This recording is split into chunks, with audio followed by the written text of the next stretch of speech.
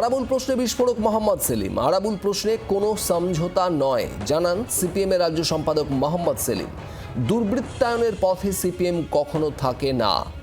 এরপর CPM ISF এর জোটের ভবিষ্যৎ কি? সেলিমের মন্তব্যে জোট নিয়ে জোর চর্চা।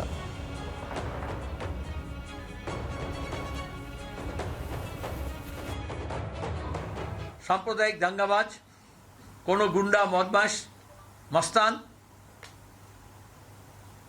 এবং কোনো লুটেরা,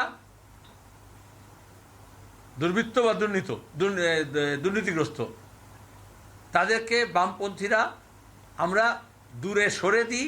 আমাদের মধ্যে দু একটা এরকম ঘুণ ধরা, পোকা ধরা কিছু পেলে সেগুলোকে আগে ফেলে দিতে হয়। যারা অফিস জ্বালিয়েছে, যারা মানুষ খুন করেছে, এমনকি পঞ্চায়েত নির্বাচনের সময়ও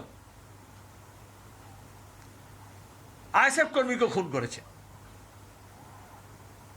সেখানে আমি মনে করব বামফ্রন্টের কোনো দল যেমন নয়, সেরকম আইএসএফের যারা সমর্থক এবং দরদি আছেন, যারা কষ্ট করে সংগঠন দল গড়ে তুলছেন, নির্বাচনের সময় রাতারাতি মাইগ্রেট করে এক দল থেকে আরেক দলে গিলে তাতে মানুষেরও লাভ হয় না, ভোটারদেরও লাভ হয় না, সেই দলেরও লাভ হয় না।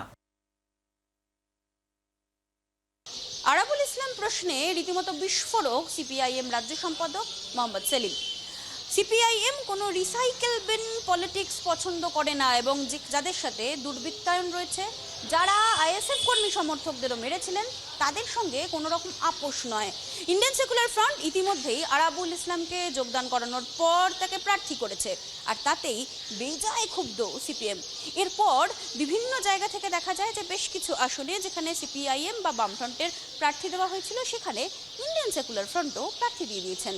এরপর বড় সড় প্রশ্ন, কিভাবে থাকবে আইএসএফ এবং সিপিআইএম এর সমঝোতাতে নেই তা এক প্রকার নিশ্চিতভাবেই বলা যায়। জি 24 ঘন্টার জন্য ক্যামেরায় নবীনের সঙ্গে মৌমিতা চক্রবর্তী, কলকাতা। বাংলার আওয়াজ, বাঙালির আবেগ, জি 24 ঘন্টা।